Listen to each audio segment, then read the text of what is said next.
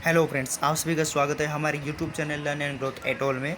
और जैसे कि आप सभी जानते हैं, हम एक नए टॉपिक के साथ हमारा सेशन स्टार्ट करते हैं। और आज का हमारा टॉपिक है गियर एंड उसके टाइप्स, जो कि हम इस वीडियो में डिस्कस करेंगे। और ये वीडियो थोड़ा लेंथी होगा क्योंकि ये एसएससी जेईई से रिलेटेड इम्पोर्टेंट पार्ट है और इसको हम थोड़ा सा अच्छे तरीके से समझने का प्रयास करेंगे। So let's we have discuss the gear. Gear क्या होते हैं? गियर एक शाफ्ट से दूसरी शाफ्ट के बीच में पावर और मोशन को ट्रांसमिट करते हैं।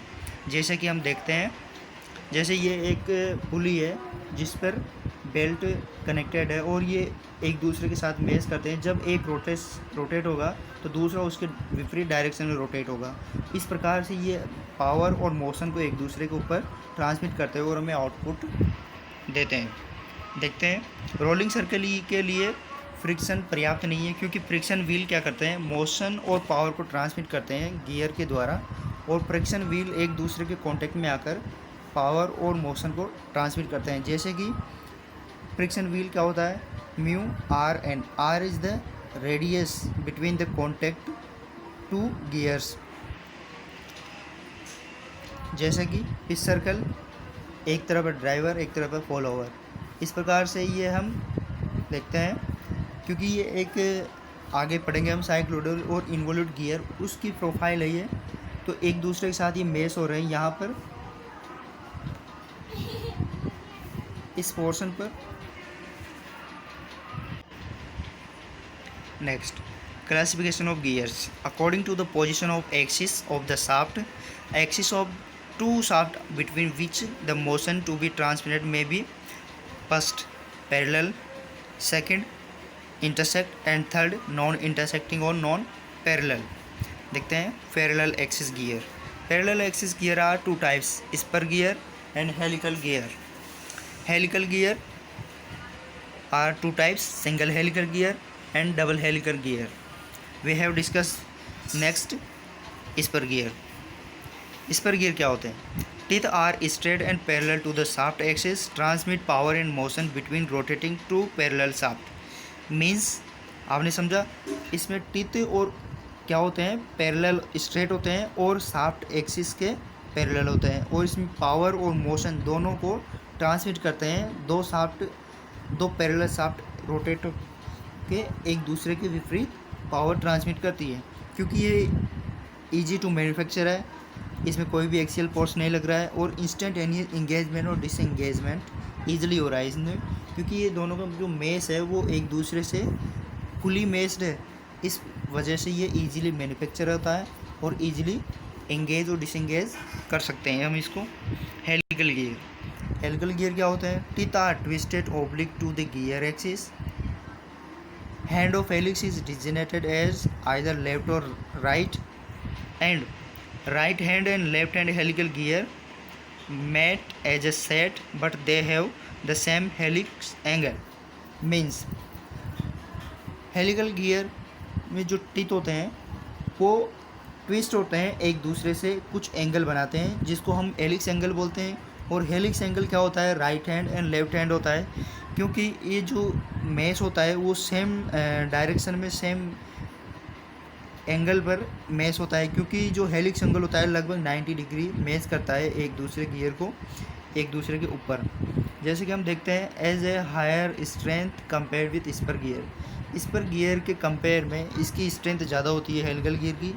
Effective in reducing noise and vibration compare with spur gear. Spur gear के कंपेयर में इसकी जो वाइब्रेशन और नॉइस है वो कम होती है, कम इफ़ेक्टिव करती है। क्योंकि इस पर गियर में थोड़ी नॉइस वगैरह ज़्यादा प्रोड्यूस होती है, वाइब्रेशंस वगैरह ज़्यादा प्रोड्यूस होते हैं, इसमें कम होते हैं। क्योंकि ये कुछ एंगल पर, राइट एंगल पर, left and right helix angle पर ये कुछ माइनर बहुत कम वो बनाता है, एंगल बनाता है। इस वजह से इसमें जो स्मूथली मूव करता है और वाइब्रेशन एंड नॉइस वगैरह कम आती है। क्योंकि जो गियर मेस होते हैं उसमें जो थ्रस्ट फोर्स होते हैं उनकी डायरेक्शन एक्सियल होती है। क्यों? क्योंकि इसमें हेलिक्स एंगल 90 डिग्री पर एंगल बनाता है। Double helical gear. Double helical gear को हम हेरिंगबोन गियर भी बोलते हैं। Herringbone gear are also made of 2 helical gears with opposite helix angle. क्यों? क्योंकि इसमें हेलिकल एंगल डबल है, इस वजह से ये डबल हेलिकल एंगल क्या करते हैं, अपोजिट हेलिक्स एंगल बनाते हैं। इस वजह से हम इसको हेरिंगबोन गियर भी बोलते हैं। Rack and pinion. Rack is a like gear whose axis is infinity. क्यों? क्योंकि रैक क्या है, एक लीनियर गियर होता है, जबकि पिनियन एक ऐसा व्हील जो रोटेशन करता है और लीनियर मोशन में कन्वर्ट करता है, रोटेशनल मोशन को लीनियर मोशन में कन्वर्ट करता है। और जैसे हम एग्जांपल देखें तो रेलवे ट्रैक एंड रेल के व्हील, क्योंकि रेलवे ट्रैक एक रैक टाइप है और रेलवे के जो व्हील है वो पिनियन है। जब वो एक दूसरे के मेश में आते हैं, कांटेक्ट में आते हैं, तो एक फोर्स जनरेट होता है और वो एक दूसरे के ऊपर मैश होकर इन्फिनिटी एक्सिस पर रोटेशन करते हैं। Gear for intersecting shaft. Intersecting shaft के लिए कौन कौन से गियर होते हैं वो डिस्कस करेंगे, यह हमारा सेकंड पार्ट है। Motion between two intersecting shaft is equivalent to the rolling of two cones. The gear use for intersecting shaft are called bevel gear. Bevel gear क्या होते हैं? दो इंटरसेक्टिंग शाफ्ट पर जब मोशन दो कोन के थ्रू रोलिंग करता है, तो इसमें जो गियर होते हैं वो इंटरसेक्टिंग शाफ्ट पर यूज़ करते हैं हम उनको, जिसे हम बीवेल गियर कहते हैं। एग्जांपल के तौर पे जैसे ये गियर है, ये एक दूसरे पर इंटरसेक्ट कर रहे हैं, एक दूसरे पर इंटरसेक्ट है, क्योंकि एक लीनियर मोशन पे एक रोटेशन स्ट्रेट वर्टिकल डायरेक्शन में, इस वजह से ये क्या है, एक दूसरे के ऊपर रोल करेंगे टू कोन बना के, जिसे हम डिस्कस करेंगे। First, straight bevel gear. Straight bevel gear are provided straight teeth radial to the point of intersection of the shaft axis and vary in cross section through the length inside generator of the cone। Means straight bevel gear एक straight teeth provide कराते हैं, जिस पर दो जो shaft axis होती है वो इंटरसेक्ट रेडियली शाफ्ट कन्वर्ट होती है। स्ट्रेट बीवेल गियर, जिसे हम स्ट्रेट स्पर गियर भी बोल सकते हैं, क्योंकि ये स्पर गियर का ही वर्जन है, जिसे हम यहाँ पर टिथ बनाते हैं कॉनिकल डायरेक्शन पर पैरेलल टू द एक्सिस के। Next, spiral gear are bevel gear. Spiral जो बीवेल गियर है उसे हम बीवेल गियर भी बोलते हैं, क्योंकि ये कोर्ड टिथ लाइन पर बनता है। क्यों? क्योंकि इसमें हायर टू कॉन्टैक्ट रेशियो ज़्यादा होता है इसका, और ये स्ट्रेट बीवेल गियर की efficiency, strength and vibration and noise are straight and superior अच्छी होती है, क्योंकि जितने भी जो गियर वगैरह है उनमें किसी में स्ट्रेंथ ज़्यादा होती है तो एफिशिएंसी कम होती है, किसी में वाइब्रेशंस एंड नॉइस कम होती है, किसी में वाइब्रेशन एंड नॉइस ज़्यादा होती है। बट इस गियर में efficiency, strength and vibration and noise इसमें सब अच्छी है, क्योंकि वाइब्रेशन कम है, इसमें नॉइस भी कम आती है, इसकी स्ट्रेंथ ज़्यादा है और बेटर एफिशिएंसी देता है ऑल गियर्स से। And difficult to produce because the teeth are curved thrust force in the axial direction. इसमें एक्सियल डायरेक्शन में थ्रस्ट फोर्स जनरेट होता है, और इस वजह से हम जो स्पाइरल बीवेल गियर है वो जीरो ट्विस्टिंग एंगल प्रोड्यूस कर रहा है, क्योंकि इस वजह से हम इसको जीरोल बीवेल गियर भी कहते हैं। Next we have discuss mitre gear. Mitre gear क्या होता है? Mitre gear bevel gear with a speed ratio. Mitre gear bevel gear का ही एक मॉडिफाइड पार्ट है, जिसको हम इसमें देख रहे हैं। स्पीड रेशियो पे डिपेंड करता है ये, जैसे कि स्पीड को चेंज करे बिना ही इस गियर का यूज़ होता है डायरेक्शन को चेंज करना। किसकी डायरेक्शन? पावर जो ट्रांसमिट हो रही है उसकी डायरेक्शन को चेंज कर देता है बिना स्पीड को चेंज करे ही। देखते हैं, they are use to change the direction of power transmission without changing speed. Okay, they are right straight mitre and spiral mitre. Mitre gear दो प्रकार के होते हैं, straight mitre and spiral mitre gear. First हम देखते हैं spiral mitre gear. Spiral mitre gear are becomes necessary to consider using thrust bearing since they produce thrust force in axial direction। Spiral gear में क्या होता है, ये bearing, thrust bearing में हम इसका यूज़ करते हैं, और जो थ्रस्ट बियरिंग है उसमें थ्रस्ट फोर्स जनरेट होता है, प्रोड्यूस होता है एक्सियल डायरेक्शन में, जबकि इस स्ट्रेट मीटर में 90 डिग्री शाफ्ट पर एंगल बनता है, और इस वजह से जो शाफ्ट पर एंगल बनता है मीटर गियर में, उसको हम एंगुलर मीटर गियर भी बोलते हैं। Next, third part is neither parallel और non intersecting shaft. First, spiral gear. Spiral gear are nothing, only bevel gear type. This is the spiral rolling of the power transmission from the axial direction. Hypod gear, a special case are hypod gear. They are allow high degrees relation of transmission and smoother motion. Means जो transmission होता है वो ज़्यादा degree के साथ transmission होता है इस गियर में, और मोशन बहुत स्मूथली होता है, जैसे कि next, worm and worm wheel. This gear are warm and warm wheel. Warm wheel are measured to the higher degree of saturation of the power transmission and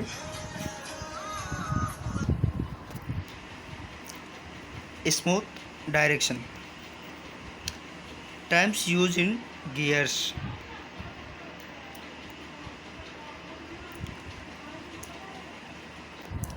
gears में कौन कौन से टर्म्स यूज होते हैं जिसे हम देखते हैं। इसमें addendum, dedendum, circular pitch, addendum circle, dedendum circle, face, flank, pitch circle, pitch point, backlash and tooth space, dedendum circle, circular pitch, clearance, clearance angle, clearance circle, total depth. एक एक करके हम इन सभी टॉपिक्स को डिस्कस करेंगे और अच्छे तरीके से आप इसे देखें। Addendum circle is the top of the tooth of the circular pitch, and dedendum is the bottom of the clearance of the circular pitch. addendum circle क्या होता है? addendum circle होता है जो top most part of the pitch circle, and dedendum circle is the bottom part of the clearance circle. हम आगे discuss करेंगे इसके बारे में। देखते हैं first, pitch circle. Pitch circle is a imaginary circle which by pure rolling action would give the same motion as a actual gear. देखते हैं पिच सर्कल किस प्रकार से हम डिस्कस करेंगे, क्योंकि पिच सर्कल एक इमेजिनरी सर्कल होता है और सेम मोशन में ये रोल करता है। देखते हैं पिच सर्कल क्या है। इसमें कहीं दिखा आपको पिच सर्कल? ये रहा pitch circle, this is the pitch circle. इन दो दिस पिच सर्कल, इन दोनों के बीच की जो रोलिंग है उसको हम पिच सर्कल बोलते हैं, क्योंकि ये एक इमेजिनरी सर्कल है और ये एक दूसरे के ऊपर सेम मोशन में रोलिंग करता है। जैसे कि यहाँ पे दो गियर एक दूसरे के साथ मेश हो रहे हैं, तो ये जो मेशिंग गियर है ये पिच सर्कल की वजह से ही ऑपरेट हो रहे हैं। नेक्स्ट देखते हैं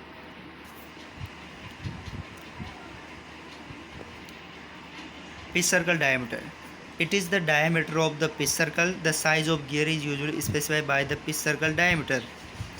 ये पिच सर्कल का ही एक डायमीटर है और इसको हम स्पेसिफाई करते हैं पिच सर्कल डायमीटर से। पिच पॉइंट क्या होता है? Centre point of the pitch circle. कैसे? It is a common point of contact between two pitch circle.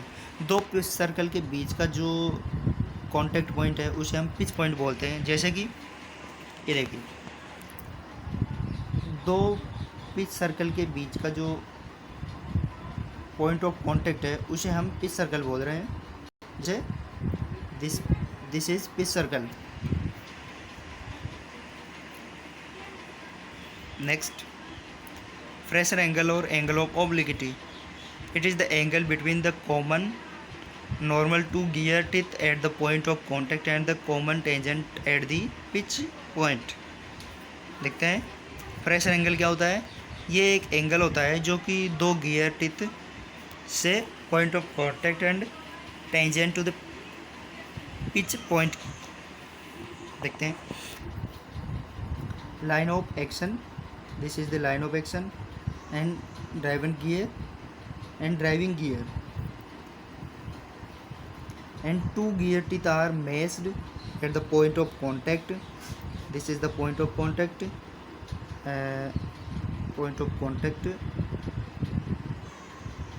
this is point of contact and pitch point।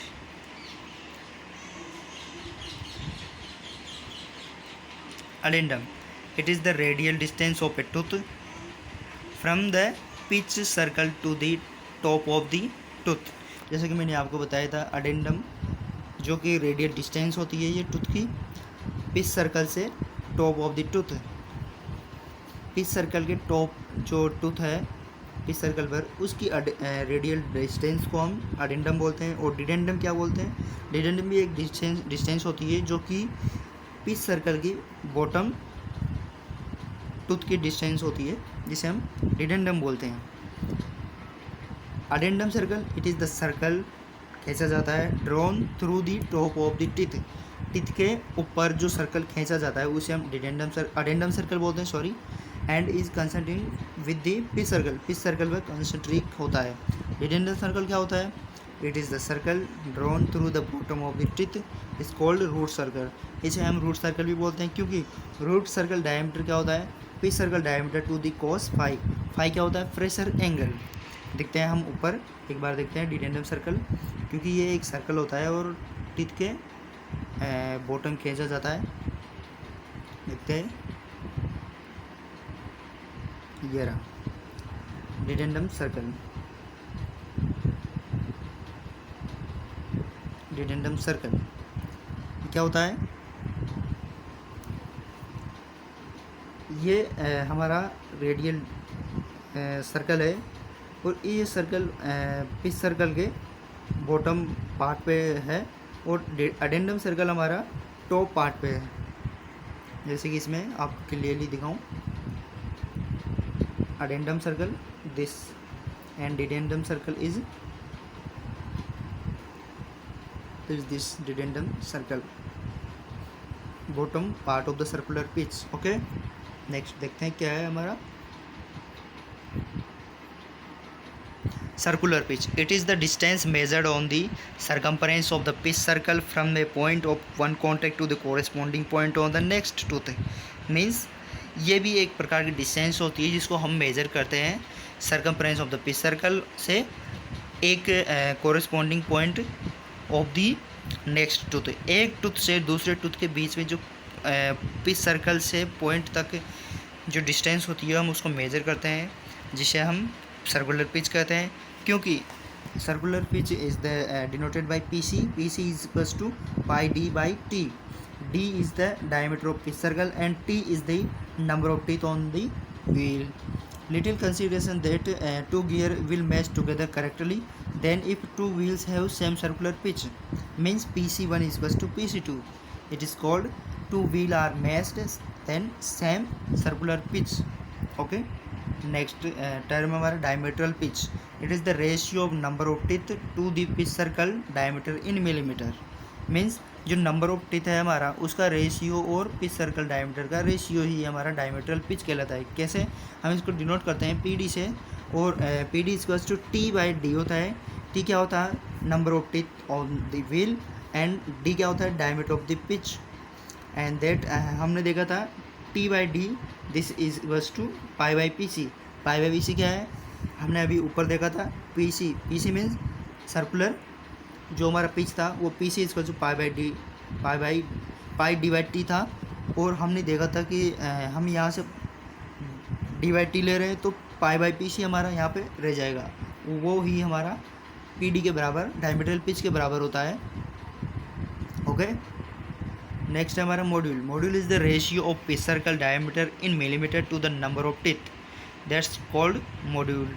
Module हम इसे denote करते हैं mm या मिलीमीटर में, expressed in millimeter and denoted by m, that is m is equals to d by t. D is the pitch circle diameter and t is the number of teeth. Okay, that's a recommended series of module in Indian standard, that is 1.25 1.2 1.5 2 2.5 3 4 5 6. It's all recommended series module in Indian standard, and module is 1.125 is the second choice. Okay, clearance is the radial distance from the top of the tooth to the bottom of the tooth. Okay, ये भी एक प्रकार की clearance radial distance है, और ये top of the tooth to the bottom of the tooth है, जो कि मेसिंग गियर में यूज़ होती है। Circle pitch passing through the top of the meshing is called circular clearance circle. Clearance circle क्या होता है, जब दो गियर मेस होते हैं एक दूसरे से, तो टॉप मोस्ट पार्ट में मेस होते हैं और एक दूसरे से पास करते हैं, सर्कल से एक दूसरे सर्कल से पास करते हैं, तो उसे हम क्लियरेंस सर्कल कहते हैं। Next backless is the for smooth rotation of messed gear. Backlash is necessary for all gears because backlash is the amount by which a tooth space exceeds the thickness of a great gear tooth engaged in mesh. Means backless क्या होता है, backless एक हमारे tooth को space provide कराता है, क्योंकि जो थिकनेस ऑफ गियर है वो अच्छे तरीके से एक दूसरे के साथ मैश हो और स्मूथली रोटेशन हो गियर का। इस वजह से बैकलेस इंपॉर्टेंट पार्ट होता है गियर्स में। क्यों? क्योंकि जो अगर गियर्स में स्पेस प्रोवाइड नहीं होगा तो हमारा गियर एक दूसरे के साथ स्मूथली मैच नहीं कर पाएगा। इस वजह से बैकलेस इंपॉर्टेंट होता है स्पेस देने के लिए गियर्स में। नेक्स्ट लॉ ऑफ गियरिंग, देखते हैं लॉ ऑफ गियरिंग क्या है। Law of gearing are matching gears, then discuss about the what is the law. Condition for constant velocity ratio of mating gears. In order to have a constant angular velocity ratio for all positions of the wheels, the pitch point must be fixed point of the two wheels. Means angular velocity ratio सभी position में wheel की सभी position में constant होता है, क्योंकि जो pitch point होता है वो फिक्स होता है दो व्हील्स में। और दूसरे शब्दों में देखा जाए तो जो normal point of contact between pair of teeth must always pass through the pitch point. Okay, fundamental rights or condition which have satisfied the designing the profiles for the teeth of the gear wheels is also known as law of gearing. Means क्योंकि D1 and D2 are pitch circle diameter and wheel 1 and 2 are T1 and T2 respectively velocity ratio. That is the fundamental conditions are provided then designing of profiles for the teeth of gear wheels. Means wheels क्या होते हैं, एक दो wheel जैसे कि T1 and T2 and diameter D1 and D2 are the ratio respectively is called velocity ratio, that is called law of gearing. देखते हैं हमारे पास law of gearing इस प्रकार से line of centers pitch point C, line of action. Next forms of teeth profiles. Cycloid teeth. A cycloid is the curve traced by a point on the circumference of a circle which roll without slipping of a fixed straight line. Means cycloid क्या होता है, ये एक point पर trace होता है, एक circle के पॉइंट पर ट्रेस करता है ये कर्व को, क्योंकि जब ये रोल करता है तो इसमें स्ट्रेट लाइन फिक्स होती है और इसमें कोई भी स्लिपिंग करे बिना ये एक सर्कल पर रोल करता है, इसे हम साइक्लोइड टीथ कहते हैं। एपिसाइक्लोइड क्या होता है, वह circle roll without slipping on the outside of the fixed circle, fixed circle के आउटसाइड विदाउट स्लिपिंग करे ये सर्कल रोल करता है, इस सर्कल को हम एपिसाइक्लोइड कहते हैं। और ये epicycloid circle epicycloid teeth cycloid tooth profiles के फेस पर जनरेट होता है। हाइपोइड साइक्लोइड क्या होता है? When a circle roll without slipping on the inside of a fixed circle, it generate flank of the cycloid tooth profiles. Means ये circle भी role करता है बिना किसी स्लिपिंग करे inside of the fixed circle पर, और ये साइक्लोइड प्रोफाइल टूथ के फ्लैंक पे जनरेट होता है। साइक्लोइड टूथ फॉर्म क्या होता है? ये इसमें cycloid tooth form are primary in clock for a number of reason that less sliding friction, less wear and easy to achieve higher gear ratio without tooth interference. Disadvantage क्या होती है? More difficult to manufacture, इसको manufacture करना है difficult होता है, और more sensitive to variation in centre distance between errors. Okay, cycloid tooth form that is to generating circle roll on the fish circle to trace the cycloidal tooth profile. Outside circle traces the face of the gear tooth. Inside circle trace the flank of the gear tooth. हमने अभी ऊपर देखा जो इफ़ी cycloid होता है वो gear tooth के face पर आउटसाइड सर्कल के द्वारा ट्रेस होता है, और जो हाइपोसाइक्लोइड होता है वो फ्लैंक पर इनसाइड सर्कल में ट्रेस होता है। ओके, डिफरेंस बिटवीन द या कंपेरिजन बिटवीन द साइक्लोइड और involute and cycloid gear. Involute क्या होता है? Center distance of a pair of involute gear can be varied within limit without changing the velocity. Velocity को change करे बिना ही अपनी limits में ये वेरी करता है, जबकि cycloid teeth have wider flank, therefore the cycloid gear are stronger than the involute profile gears for the same pitch. Okay, stronger होता है ये, और इसके वाइडर फ्लैंक पर ये सेंस करता है। Involute gear the pressure angle from the start of the engagement of teeth of the end of the engagement remain constant, that is देखते हैं less wear in cycloid gear as compared to involute gear. involute gear के compare में cycloid gear का जो wear होता है वो कम होता है, घिसाव जिसे हम घर्षण बोलते हैं। involute teeth are easy to manufacture. cycloid gear involute gear का होता है easily manufacture होता है, जबकि ये साइक्लोइड गियर को मैन्युफैक्चर करना बहुत थोड़ा कठिन होता है, डिफ़िकल्ट होता है। Indian standard proportion for gear systems addendum के लिए है 1 मीटर, और 20 डिग्री फुल डेप्थ पर इन्वोल्यूट है 1 मीटर, एंड स्टब इन्वोल्यूट सिस्टम है 0.8। इसी प्रकार से ये सारणी हमने इसमें प्रोवाइड करवाई है, आप इसको एक बार देख लेना, क्योंकि ये डायरेक्टली इससे क्वेश्चन पूछ सकता है वर्किंग डेप्थ के बारे में, tooth thickness, dedendum. Okay, path contact. Path contact क्या होता है? Law of gearing for that wheel, base circle, pitch circle, addendum circle, pitch circle and base circle are pinion. देखते हैं आर ए क्या होता है इसमें। आर ए जो हमें यहाँ पे इसमें डायग्राम में दिया हुआ है, पहले देखते हैं small R, this small R and bigger R. Okay, small R O1L is the radius of addendum circle of pinion. Capital RA O2K radius of addendum circle of wheel. Okay, O2 और K जो यहाँ पे हमें इस diagram में दिया हुआ है, O2 और K। इसी प्रकार से small R O1P is the radius of pitch circle of pinion, capital R O2P is the radius of pitch circle of wheel. एक पिनियन का है और एक व्हील का है, जो कि हमने यहाँ पे डायग्राम में दे रखा है। ऊपर वाला व्हील है, नीचे वाला पिनियन है, और इन दोनों को हम रिलेट करके हमारा लॉ ऑफ गियरिंग को वेरीफाई करेंगे। देखते हैं radius of base circle of pinion. Pinion का जो बेस सर्कल है उसको हम यहाँ पे डिस्कस करेंगे। O1M इज बस टू O1P cos फाई, जो हमें ऊपर फाई दे रखा है व्हील का, एंड इज बस टू R cos फाई जो हमें पिनियन का दे रखा है। इसी प्रकार से radius of base circle of wheel that is the same, because ऊपर हमारा स्मॉल आर है एंड नीचे बेस सर्कल ऑफ व्हील पर कैपिटल आर है, जो कि हमें यहाँ पे दिया हुआ है। ओके, नेक्स्ट देखते हैं। Now we have discuss the right angle triangle O2KN। देखते हैं O2 के एन क्या है। O2 ये रहा,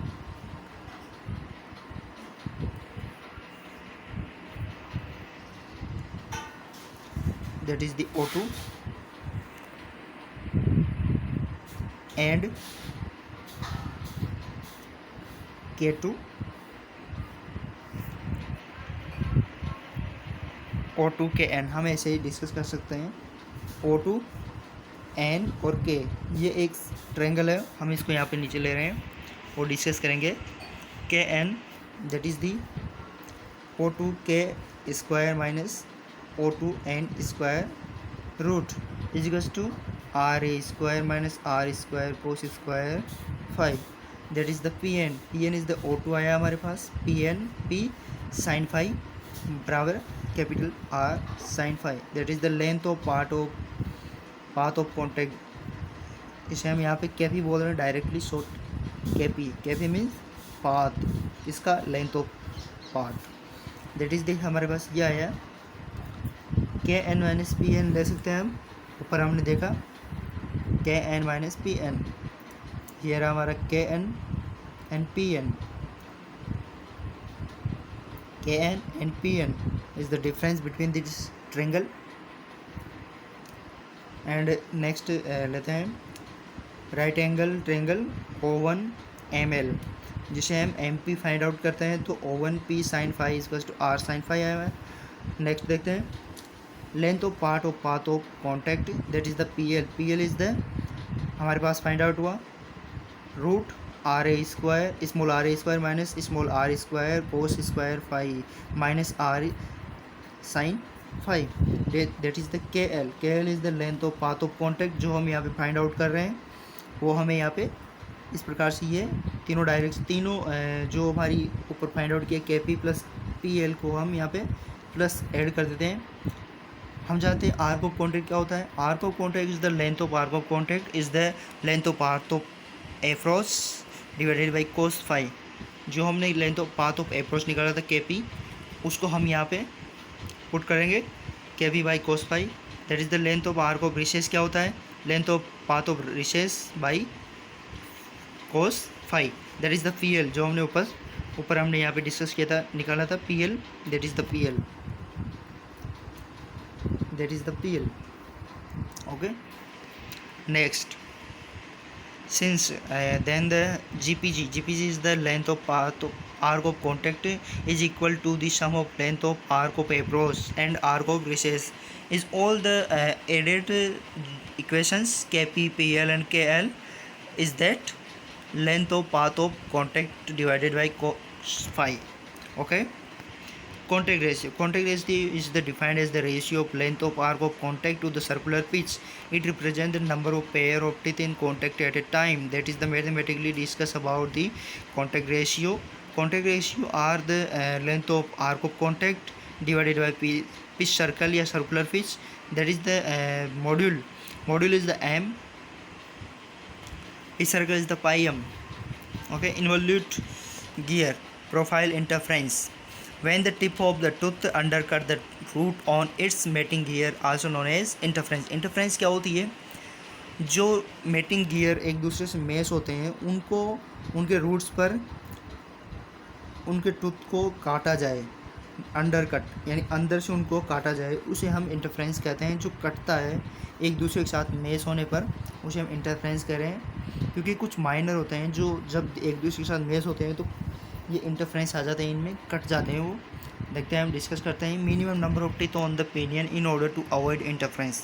इंटरफ्रेंस को किस प्रकार से हम अवॉइड कर सकते हैं पिनियन के मिनिमम नंबर ऑफ टीथ में। देखते हैं number of teeth on the pinion small T, capital number of teeth on the wheel, that is the m is the module of teeth, r is the pitch circle radius of pinion, m t by 2, gear ratio is the t by t is equals to r by r, phi is the pressure angle or angle of obliquity.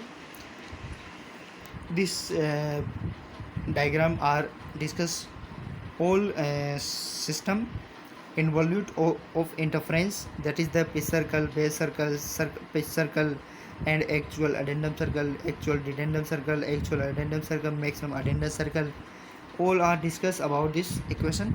That is the find out limiting radius opinion addendum circle. हम देखते हैं कि direct हम देखने जा रहे हैं किस प्रकार से हम इसको फाइंड आउट कर सकते हैं। O1n equals to small R. Small R हम यहाँ से ले सकते हैं क्योंकि हमने देखा ऊपर हम ट्रेंगल ले रहे हैं O1NP। O1NP क्या है?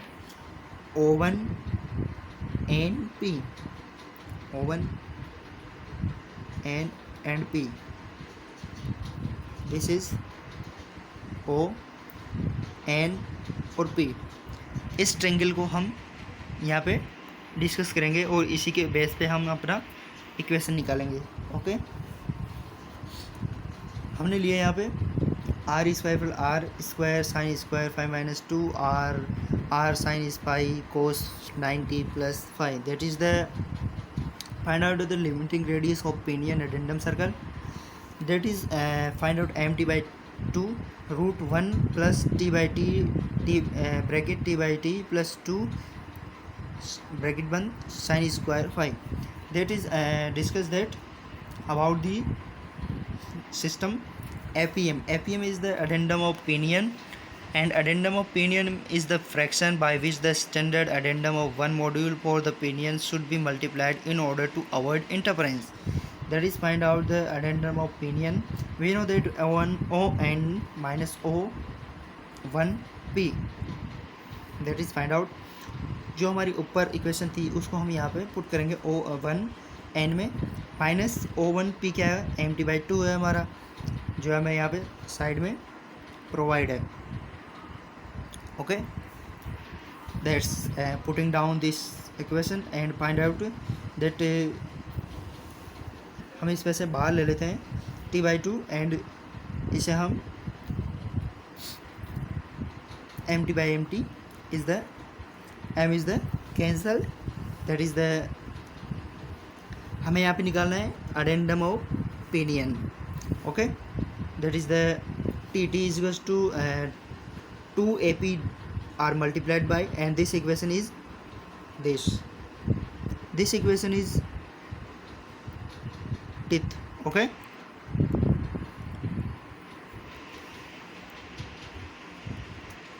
interference in involute gear.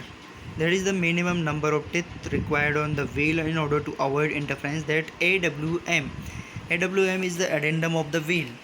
That is the addendum of wheel. Addendum of wheel क्या होता है? जो हमने अभी ऊपर देखा, fraction by which the standard addendum for the wheel should be.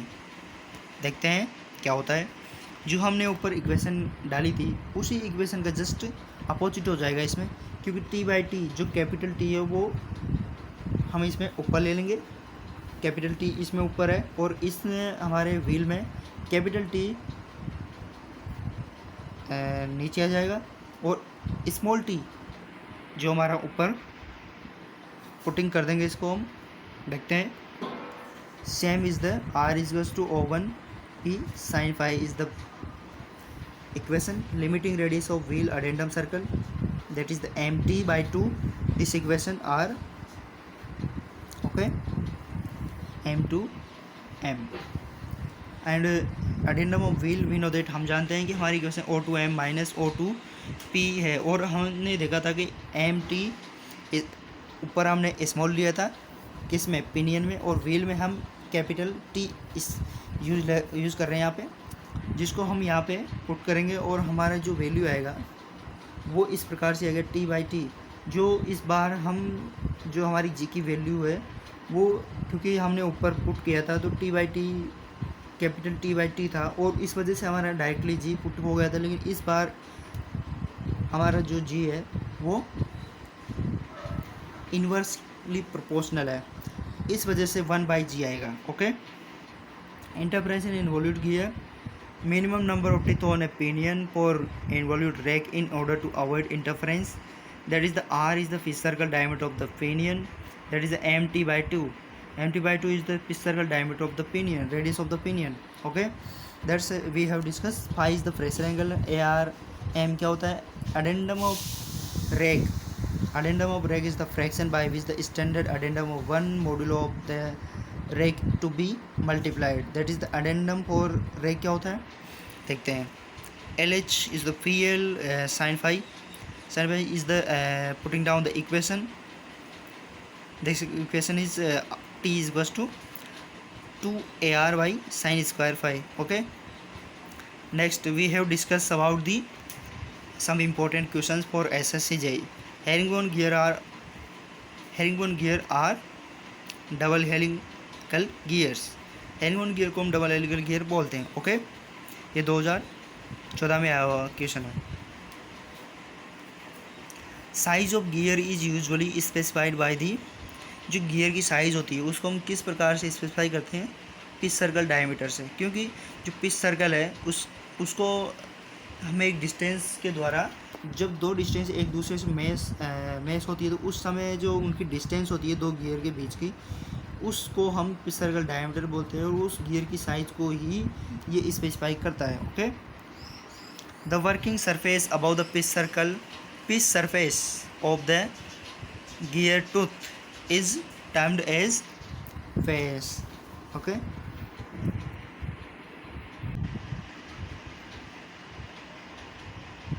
the working surface above the pitch surface of the gear tooth is termed as flank. Okay, that is flank. Thank you friends, हमारे channel को like share और subscribe करना ना भूलें और ज़रूर से ज़रूर इस वीडियो को ज़रूर से ज़रूर देखें, क्योंकि ये एसएससी जेईई के लिए बहुत इंपॉर्टेंट पार्ट है। और जैसे कि वाईफाई स्टडी वाले पढ़ा रहे हैं उसी मैटर पे हमने इस वीडियो को बनाया है। वाईफाई स्टडी से रिलेटेड मैटर लिया है हमने इसमें और इम्पोर्टेंट क्वेश्चंस वगैरह हम आपको करवाए हैं। Thank you guys, best of luck. Thank you, best of luck.